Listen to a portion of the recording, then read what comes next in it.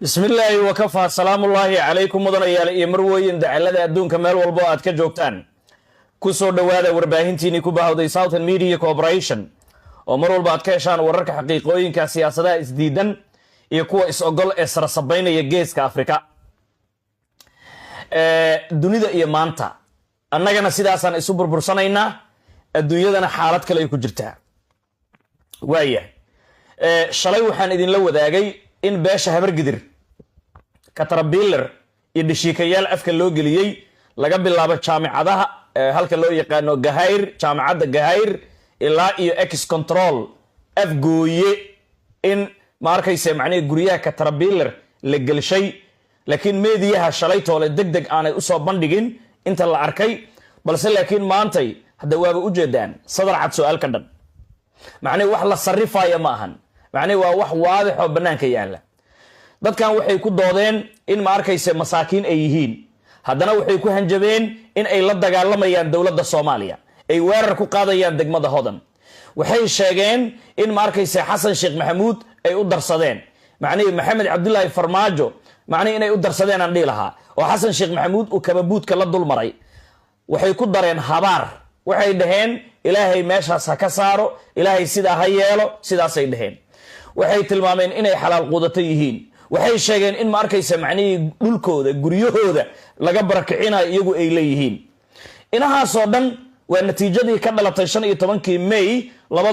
2022 markii Maxamed Cabdullaahi Farmaajo oo meeshan joogay dalkan askarta oo dhan mushaar uu siinayay shaqaalaha dawliga ah ma arkayse waa mareexaan villada ka soo baxo markii ma arkayse ay yiraahdeen walaalaha habargidir ma arkayse propagandadii ay bilaabeen isla markaana Xasan Sheekh Maxamuud oo Itaaliya tabar aan haynin oo meelaha wareegaya iyagu ay soo dhiseen intay soo dhiseen villa Soomaaliya booskii Farmaajo ay u dhiibeen maanta marka waxay iska soo horumariyeen hooyooyin iyo ma arkayse macnaheedu caruuro dhahaya annagu masaakiin baan nahay bakaarahan ka tuugsanaa maadaama bakaaraha aynu ka tuugsanno dadkii tuugsanaya maadaama aan nahay wixii xun baxaawale macnaheedu marka la rabo kaar in la marsado xitaa xaaraanta iyo guriyaha dadka masaakiinta ayaa la soo horumariyaa waana astaan aan ku aragnay munaafiqiinta ay ugu horeeyaan kooxda Damuljadiid markii Farmaajo uu villada joogay kooxda nabad iyo nolol dalka ay ka talinayeen waxaanu garanaynaa in caruuraha iyo hooyooyinka kaamamka ku jira buushashka ku jira iyo ma arkaysa macnaheedu xiriyaha dawladda inta la soo bixiyo $6 macnaheedu loo ballan qaado al-yawm macnaheedu daily foodka si ay u helaan maryo gudguduudan soo qaata la dhigi jiray macnaheedu dooni mayno doon dhaha in la dha marka natiijadu waxay noqotay sidaan hadda marka laakiin ogow haddii jaamacadda SMC aad ku xidhnayd ma arkaysa annagu waxaanu sheegnay 15 May markay la doortay ninka la yiraahdo Xasan Sheekh Maxamuud muuqaal waxaan sameeyay hadda yaala mustaqbalka Soomaaliya haddii Xasan Sheekh Maxamuud la keenay madaxyo fara badan way qarxayaan dad fara badan oo macnaheedu Farmaajo hadduu soo noqdo xiriyaha dawladda way idin badbaadayaan isdhahay Farmaajo hadduusan soo noqonin Xasan uu yimaaday waxaan dhahay iyagana waa laga bixin doonaa muuqaalkana uu yaala marka hadda natiijadu maxay noqotay hadda natiijadu waxa weeye in ma arkayse kababuudka lala dulmaray Cabdikariin Xuseen Guuleed oo ergeygii Somaliland iyo Soomaaliya ilaahay baan kugu dhaarshay Somaliland wada hadal baa la galaya horta ma arkayse ajuusa tiri waxa la ayayda ka bilow maxaa Somaliland wada hadal la galaa Somaliland maxaa lagu gaaraa hadda ma fahmaysaa annagii ay iscunayne eeyayna maxaan siinaa Somaliland maxaan ku gaadnaaba amarayba ka Damuljadiid aba iscunay waa ka hadda Muxiidiin darba weyne iyo ma arkayse macnaheedu madaale iyo Faarax Cabduqaadir maanta gacanta isu qaadi gaareen oo sheekada hadha ay gaadhay maanta aan idin soo tabiyay okay hadda aan kula hadlaayo waxa weeye Damuljadiid laba ay u kala jaban yihiin qoriyad doonaya Xasan Sheekh Maxamuud inay dagaal toos ah la galaan oo doonaya in ay la shaqeystaan mucaaradka ee dawlad goboleedyada Puntland iyo Kismaayo ay ugu horeeyaan oo doonaya in ay ma arkaysa macnaheedu garab ka helaan si Xasan Sheekh Maxamuud ay ula dagaalamaan iyo kuwo ma arkaysa sirta u soo tabinaya oo banaanka aan is soo dhigaynin sidaas ay Damuljadiid u qaybsameen marka Talyaaniga wuxuu yiraahdaa ku binan af Soomaaliga non è nato con le sabbiante oo macnaheedu yahay hal booli ah nirig xalaala ma dhasho labadii xaqdara ku heshiisa xaqay isku diraan wixii la boobo dadka wixii la dhaco wixii qabuuraha la faagto wixii dad ikraan taaliil faarax xuquuqdeeda maryihii gudguduudnaa wixii naloo sheegay natiijada marka meeshaasay ku soo urudhay xasan sheekh maxamuud ceebta uu dhigay maanta haddaad shiikow yaasiin alidhi marka sanadkan waxaan u malaynayaa yaasiin la'aan in loo dhammaan doono hadda ma fahmaysaa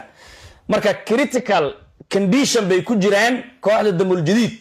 ma ogola in ma arkaysa xaqiiqada iyo warka lasoo bandhigo maadaama ay sidayna waxaa la leeyahay cod ma jiro naga sax saxsaxaani waay madaxweynaha Soomaaliya xafladii intuu tagay ayuu kula daartay ardaydii muxuu leeyahay ardayahay ma arkaysa dalka qof iyo cod buu aadayaa qofka dalka qof iyo cod buu aadayaa hada marka xasan sheekh maxamuud inuu NGO leeyahay meeshaas ma ka aragteen Soomaaliyeed xafladaad aragteen maantay xasan sheekh maxamuud arday iyaguba ma arkaysa macnihii jaamacadooda iyo hawlahooda ku jira ayuu kula daartay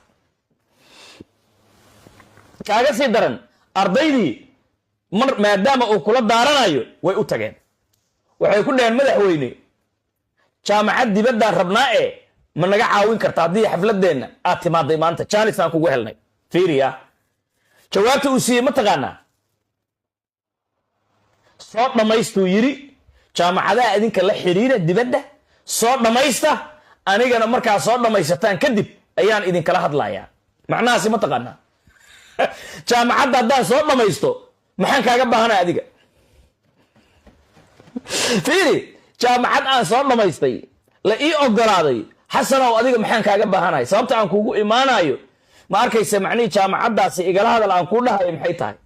caqli xumada xasan sheekh maxamuud ardaydii uu kula kulmay macnihii uu u sheegay maanta fiiriya waxay ka dhigan tahay haddii jaamacadda aad soo dhammaysatidna oo macnihii lagu ogolaado dhib walba aad ka martidna aniga ii keen hadhowdiina mid qaraabadaydaan siisanayaa adigana waxaa weeye shabaabaa tahay baan ku dhaha haddaan rabo waa kaa reebayaa macnuhu waa sidaasi war ardayaay ha u sheegina xasan sheekh maxamuud ha la wadaagina sirtiinni ha u sheegina haddii kale waad ka shallaayi doontaan ninkii abeesa koriyow adigaa u aayi doona walaalayaal dunida way iscunaysaa cawada waxaan rabnaa dunida in badan geopolitiga in laga faalloodo aqoon-yahanaan soo qaban doonaa balse laakiin habargidir waa kaa xisaabta ku dhacday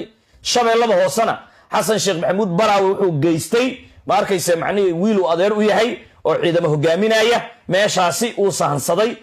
haddana afgooye wuxuu u diray taliyihii birmadka afgooye u diray ceelkii shidaalka waxaa weeye shabeellada hoose xaalkeedu waa hadhahadha digil aw mirifle hadda ha tashado ama waxa qabsado annaga horaanaan idinkugu sheegnay inaad iscaysaan aad baad u taqaanaan ficil waa taqaanaan inaad isficishaan laakiin maanta idin gol joogtaa ama dad baad noqonaysaan ama duunyo la rarto ayaad noqonaysaan waay qodobkaasi haddii aan ka gudubno waxaan u gudbaynaa marka taliyihii eeraboorka joogay balayska magaalada muqdisho waa la bedelay waa ninkii daraad dhismihii ma arkaysa macnihii jooji la dhahayey oo ma arkaysa macnihii lama joojin kara la dhahayey oo lagu shaqaysanayey maantay waa la cunay ninkaasi habar gidir buu ahaa sida aan maqlay hadduusan sacadba ahayn waaye taliyihii birmadkana waa la bedelay yaa lagu bedelay xasan sheekh maxamuud caruurtiisii markaasaa wuxuu ku leeyahay xasan sheekh maxamuud dowladnimo ayaan macnihii rabnaa soomaalida macnihii dalkooda iyagaa u madax bannaan dowladnimaan doonaynaa marka walaalayaal sheekh sayid cabdiraxmaan ayaan marka ugu horreysa soo qaban doonaa caawa waxaanu falanqayn doonaa siyaasadda adduunkii waa la iscunayaa soomaalida waxaa weeye dhulkeeda la isku haystaa iyadana waxba ma oga marka waxaan soo dhoweyn doonaa sayid cabdiraxmaan ayaan stuudiyaha Southern Media Corporation aan ku soo dhoweyn doonaa korneelkaan keeni doonaa mutaxaliliil baan keeni doonaa war adduunka annaga yaanan isku maqnaanine yaynan ku dagaalamine ma arkaysa jikada iyo dambiisha war adduunka xaguu marayaa horta fas'aluu ahla dhikri in kuntum laa taclamuun weydiiya shayga dadka aqoonta u leh haddaydan aqoon u lahayn marka dhan walba inaan soomaalida wax ka tusnaan doonaynaa dhinac walba ma arkaysa